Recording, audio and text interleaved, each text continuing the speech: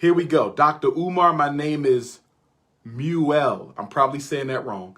I live in London, UK. And over here, I've noticed a lot of non-black people, such as white hipsters with dreadlocks, and would like to hear your opinion on that. What are your opinion on men having these types of hairstyles? Here's my answer. I don't like Europeans misappropriating African culture at all.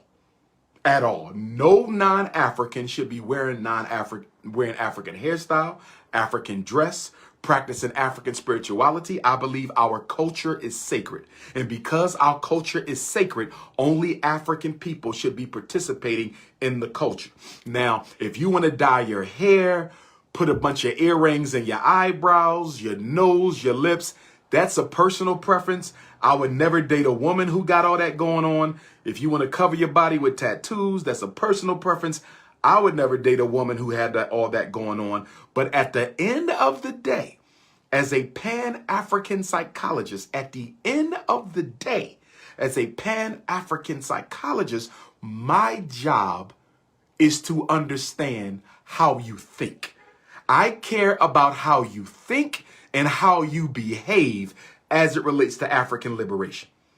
How you dress, how you eat, what God you pray to, what flag, what language, what religion, it doesn't matter. How do you think and behave on the line of African liberation? That is all I am worried about. Now, let's see. Good question, though, my brother. Very good question. Do you think blacks globally, wait a second, would you consider quadroons or someone with a less percentage as black? Do you think historically Africans have had the power to oppress another group? Ancient African society, before we fell from our great empire, we had the ability to oppress, but we didn't. If you study traditional African culture and traditional African kingdoms in the ancient African world, we used our power to uplift the rest of the world. Africans civilized Europe. We built ancient Chinese civilization. We built ancient Indian civilization. We built ancient American civilization. We have always used our knowledge and power and resources to enrich the whole world. And that is why I believe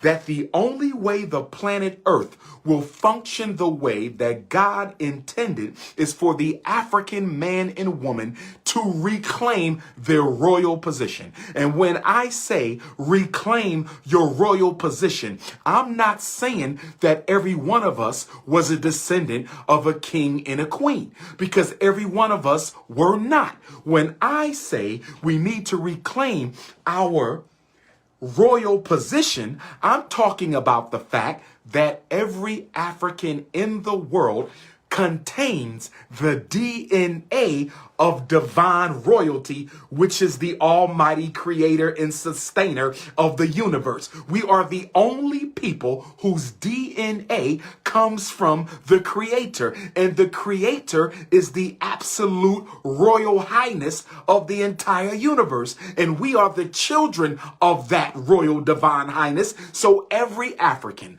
who is kissed of the sun, who has the blood of God within their veins, are royalty.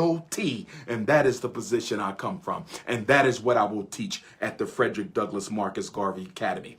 The European ruled the world, and he did it with blood and oppression. The Arab ruled a part of the world, and he did it with blood and oppression. The African is the only one to ever rule the world with righteousness. I'm going to say it again. The African is the only one to ever rule the world with righteousness. Let me go with another. And as far as who's black and who's not, for the Garveyite, for the Pan-Africanist, if one of your parents is an African, you are an African. If one of your parents is an African, you are an African. but you must psychologically pledge allegiance to African people. If you do not psychologically pledge allegiance to African people, you can be blue, black, purple from Jamaica. You can be blue, black, purple from Nigeria. You can be blue, black, purple from Brazil. You can be blue, black, purple from Cuba or Puerto Rico. And if you do not pledge allegiance to African people, then I do not consider you to be an African, i.e. Kamala Harris, Barack Obama, Colin Powell, Condoleezza Rice, Clarence Thomas, Charles Barkley, Shaquille O'Neal, and I can name a whole bunch of Negroes who I don't consider to be part of the African family because of who they pledge allegiance to, which is the white power structure. My mom was born in Jamaica. I was born in the UK. My mother has always been proactive in teaching me about blackness, which has carried through. I'm constantly having to challenge these preconceived racist narratives I come across on daily. I'm sick of arguing with my own people over them defending what the white man and Arab has been doing. Our women need to stop wearing that fake hair. Our black men need to stop mixing outside the gene pool. Someone needs to stop bleaching our precious melanin, which nature has blessed us with. We need to run and own our own specialist foods and invest in our own community. Our women are buying fake hair and skin from Indian shops who disrespect us. I live in London, Hackney, England. I think we were more unified when white people were getting away with their bias. Now it's like we have become passive and complacent, like everything is okay when our economic status and birthright clearly isn't so. Okay, well said, my sister. Very well said.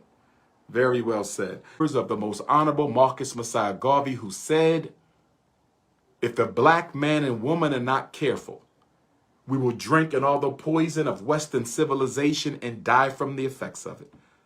Marcus Garvey said, God never intended us to be a race without a nation of our own, an independent homeland, and we are not going to abuse God's confidence in us as men. Marcus Garvey was asked, are you African or are you Jamaican? Are you African or are you a Jamaican? And he said, I would never, ever give up a continent for an island. I am an African. Yesterday, today, and for all time.